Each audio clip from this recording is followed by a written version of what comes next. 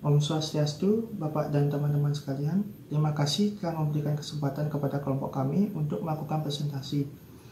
Pada kesempatan ini, kelompok kami akan membahas materi tentang perubahan kepemilikan pada perusahaan anak dan penyajian laporan keuangan konsolidasi. Sebelum masuk ke pembahasan materi, izinkan kelompok kami untuk memperkenalkan diri terlebih dahulu. Yang pertama, saya sendiri, Gede Aditya Karyasa dengan NIM 1817051-095. Dan yang kedua, Ibu Depa Yudhistira dengan NIM 1817051-097. Yang ketiga, Kadek Lina Martini dengan NIM 1817051-103. Yang keempat, Desa Made Aristayani dengan NIM 1817051-109. Dan yang terakhir, Niketut Cahyaningsih dengan NIM 1817051-115. Dalam pembahasan materi kali ini, adapun subbab yang akan kami bahas. Subbab tersebut yaitu yang pertama, pengertian dan pengaruh adanya perubahan hak kepemilikan. Yang kedua, hal yang menyebabkan perubahan hak pemilikan dan pengaruhnya terhadap neraca konsolidasi. Yang ketiga, perlakuan akuntansi untuk pembelian saham perusahaan anak yang dilakukan beberapa kali. Yang keempat, pembelian dan penjualan kembali sebagian dari saham perusahaan anak yang dimiliki oleh perusahaan induk. Yang kelima, emisi saham dan atau penarikan kembali saham-saham perusahaan anak yang mempengaruhi hak-hak pemilikan perusahaan induk. Dan subbab yang terakhir adalah transaksi-transaksi saham yang ditarik dari peredaran atau treasury stock pada perusahaan anak. Untuk subbab pertama akan dijelaskan oleh rekan saya, Depa. Baik, terima kasih atas kesempatannya. Di sini saya akan menyajikan materi pertama, yakni pengertian dan pengaruh adanya perubahan hak pemilikan. Penggabungan usaha merupakan usaha untuk menggabungkan suatu perusahaan dengan satu atau lebih perusahaan lain ke dalam satu kesatuan ekonomi. Faktor-faktor yang harus diperhitungkan di dalam memilih dasar yang akan dipakai untuk menentukan besarnya kontribusi dari masing-masing perusahaan yang mengadakan penggabungan usaha adalah yang pertama, penggabungan perusahaan dengan mengeluarkan satu jenis modal saham. Dan yang kedua, penggabungan perusahaan dengan mengeluarkan dua atau lebih jenis modal saham. Nah, kepemilikan perusahaan induk atau investor pada perusahaan anak investasi mungkin berubah sebagai akibat perusahaan anak menjual saham tambahan atau perusahaan anak menjual saham miliknya sendiri.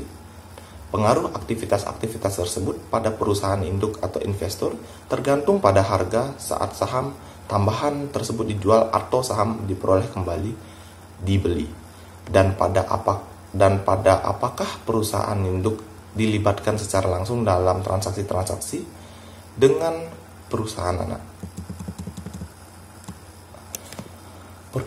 Perubahan dalam saldo rekening investasi saham-saham perusahaan anak dalam hal ini tidak disebabkan oleh perubahan nilai investasi seperti halnya pada metode equity. Tetapi perubahan ini disebabkan oleh bertambah atau berkurangnya jumlah relatif atau persentase kepemilikan saham dari jumlah saham-saham perusahaan anak. Dan perubahan-perubahan semacam ini itu tidak saja disebabkan oleh pemilikan saham perusahaan anak yang dilakukan secara bertahap, akan tetapi banyak hal-hal lain yang mengakibatkan perubahan yang serupa. Nah, demikian yang dapat saya sampaikan. Akan dilanjutkan oleh rekan saya. Perkenalkan, saya Niketut Cahyaningsih dengan NIM 1817051-1115. Di sini saya akan membahas materi selanjutnya, yakni mengenai hal-hal yang menyebabkan perubahan hak dan pemilikan serta pengaruhnya terhadap neraca konsolidasi. Adapun beberapa hal yang menyebabkan perubahan-perubahan hak pemilikan dan pengaruhnya terhadap penyusunan neraca konsolidasi antara lain yaitu yang pertama, pembelian saham perusahaan anak dilakukan lebih dari satu kali. Hak kontrol diperoleh sejak saat pembelian saham pada tahap pertama. Kemudian, yang kedua, pembelian saham perusahaan anak dilakukan lebih dari satu kali. Hak kontrol diperoleh baru setelah beberapa tahap pembelian saham. Kemudian yang ketiga, pembelian dan penjualan kembali bagian dari saham-saham perusahaan anak yang dimiliki perusahaan induk.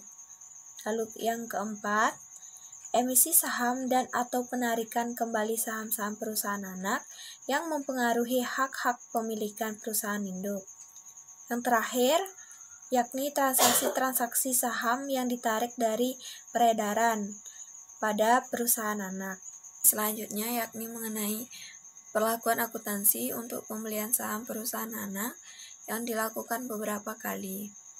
Sangat dimungkinkan bahwa suatu perusahaan yang telah mempunyai hak kontrol pada perusahaan lain akan terus menambah hak pemiliknya dengan cara membeli saham-saham perusahaan lain tersebut dari pemegang saham lainnya. Apabila hal ini terjadi, maka mengakibatkan tidak saja perubahan di dalam saldo rekening investasi saham, melainkan juga perubahan terhadap rekening laba yang ditahan pada buku-buku perusahaan induk. Namun demikian, sampai seberapa jauh perubahan-perubahan yang harus diakui sangat dipengaruhi oleh pencatatan yang dipakai terhadap investasi saham-saham perusahaan anak. Dan materi yang dapat saya sampaikan selanjutnya akan dibahas oleh penyaji berikutnya. Baik, perkenalkan nama saya Kak Enda Martini dengan NIM 1103. Di sini saya akan melanjutkan presentasi dari teman saya mengenai perlakuan akuntansi untuk pembelian saham perusahaan anak yang dilakukan beberapa kali. Sangat dimungkinkan bahwa suatu perusahaan yang telah mempunyai hak kontrol pada perusahaan lain tersebut menambah hak pemilikannya dengan cara membeli saham-saham perusahaan lain tersebut dari para pemegang saham lainnya. Apabila hal ini terjadi, maka mengakibatkan tidak saja perubahan di dalam saldo rekening investasi saham, melainkan juga perubahan terhadap rekening laba yang ditahan pada buku-buku perusahaan induk. Namun demikian, sampai seberapa jauh perubahan-perubahan yang harus diakui sangat dipengaruhi oleh pencatatan yang dipakai terhadap investasi saham-saham perusahaan anak. Baik, sekian yang dapat saya sampaikan. Selanjutnya akan dilanjutkan oleh penyaji berikutnya. Terima kasih. Baik, di sini saya akan melanjutkan presentasi pembahasan materi yang telah dibawakan oleh penyaji sebelumnya.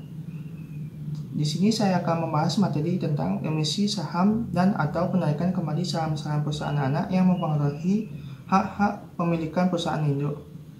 Perubahan hak pemilikan saham oleh perusahaan induk pada perusahaan anak dapat disebabkan oleh dua hal, yaitu yang pertama transaksi pembelian dan penjualan saham-saham yang bersangkutan oleh perusahaan induk, dan yang kedua transaksi modal atau saham yang terjadi pada perusahaan anak sendiri. Transaksi modal atau saham pada perusahaan anak akan mempengaruhi secara tidak langsung pada bagian pemilikan perusahaan induk. Transaksi tersebut dapat berupa, yang pertama, pengeluaran saham baru atau emisi saham oleh perusahaan anak. Transaksi ini akan berakibat pada hak-hak pemilikan perusahaan induk yang mengalami pengurangan jika perusahaan tidak dapat memperoleh atau memiliki saham-saham yang baru sebesar persentase pemilikannya semula atas emisi saham tersebut. Yang kedua, penarikan kembali atau pelunasan sebagian modal saham oleh perusahaan anak kepada para pemegang saham minoritas. Transaksi ini akan berakibat pada persentase kepemilikan saham bagi perusahaan induk yang mengalami kenaikan karena perubahan pada struktur permodalan perusahaan anak dan memerlukan perhatian dan analisis khusus dalam penyusunan neraca konsolidasinya. Baik, untuk materi selanjutnya akan dijelaskan oleh penyaji berikutnya. Baik, perkenalkan nama saya Desa Made Arsayani dengan NIM 18105/09. Nah, di sini saya akan memaparkan materi terkait dengan transaksi-transaksi saham yang ditarik dari peredaran atau treasury stock pada perusahaan anak. Nah, biasanya transaksi saham-saham yang ditarik dari peredaran ini diperuntukkan untuk pelunasan. Akan tetapi terkadang akan timbul keadaan di mana saham-saham yang ditarik dari peredaran ini diperuntukkan untuk dijual kembali dan bukan untuk pelunasan. Nah, untuk transaksi ini sendiri, di mana saham-saham yang ditarik dari peredaran ini harus dicatat sebesar harga perolehannya, di mana dalam neraca konsolidasi, transaksi ini akan diakui sebagai modal saham yang dilunasi, di mana harga perolehan harus dikurangi dari saldo hak pemegang saham, dengan tetap memperhatikan harga kurs pada saat mula-mula saham dikeluarkan, di mana dengan memperhatikan harga kurs saat saham mula-mula dikeluarkan, diharapkan dapat mempertahankan integritas dari hak-hak pemegang saham. Nah, untuk perusahaan induk yang membeli sebagian saham perusahaan anak, dan suatu ketika terjadi kondisi di mana saham-saham tersebut ditarik oleh perusahaan anak dari peredarannya, maka hak pemilikan perusahaan induk akan dihitung kembali sebesar jumlah saham yang beredar. Nah, untuk transaksi saham-saham yang ditarik dari peredaran yang diperuntukkan untuk pelunasan ini, maka akan timbul dua kondisi, yaitu yang pertama, ketika harga perolehan lebih besar atau di atas nilai nominal dan agio sahamnya, maka selisih lebih dari harga perolehan di atas nilai nominal dan agio saham akan dikurangkan dari saldo laba ditahan seakan-akan atau dianggap sebagai dividen likuidasi. Nah, untuk kondisi yang kedua, ketika harga penjualan atau harga perolehan lebih kecil atau di bawah nilai nominal dan agio sahamnya, maka diperlukan penghapusan terhadap seluruh jumlah agio saham dan memindahkan selisih lebih harga nilai nominal dan agio saham di atas harga perolehan atau harga penjualan ke rekening pemegang saham lainnya sebagai modalisator yang berasal dari pelunasan kembali modal saham. Nah, untuk lebih jelasnya lagi, sekarang saya akan memaparkan terkait dengan penyajian neraca konsolidasi terkait dengan perubahan hak pemilikan. Nah, contoh kasus yang akan saya ambil ini terkait dengan materi pembelian dan penjualan kembali saham-saham perusahaan anak yang dimiliki oleh perusahaan induk.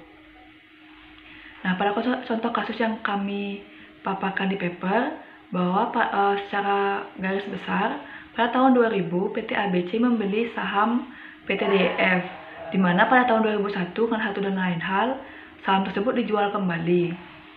Nah, karena transaksi ini akan timbul perbedaan dari saldo investasi dan saldo laba ditahan PT ABC.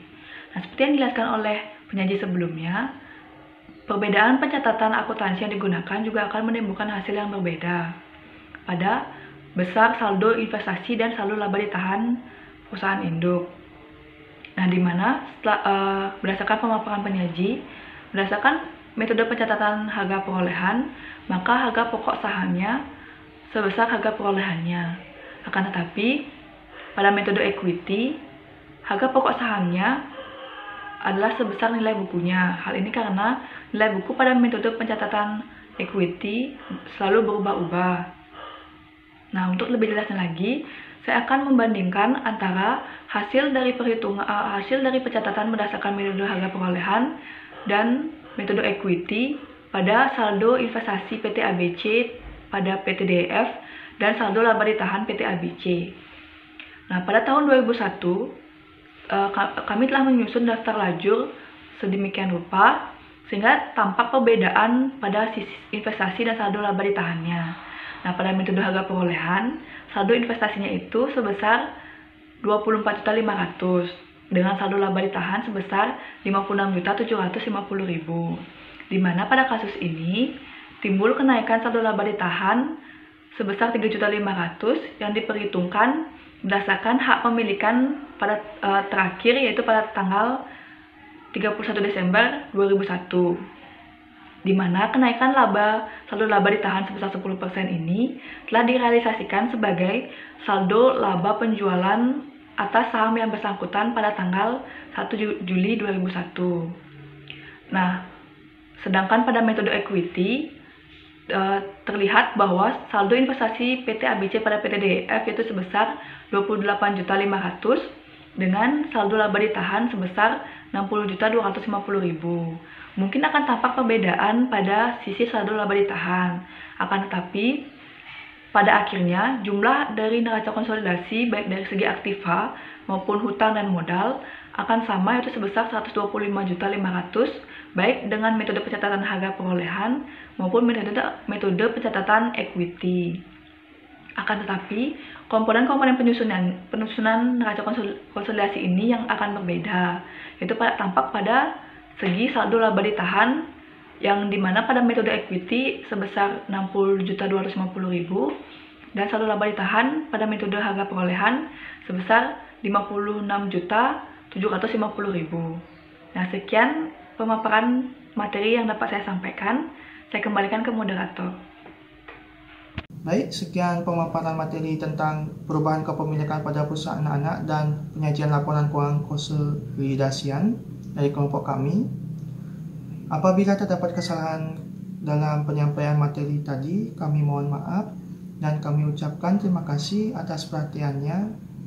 Kami tutup video ini dengan Parama Santi. Om Santi Santi Santi Om.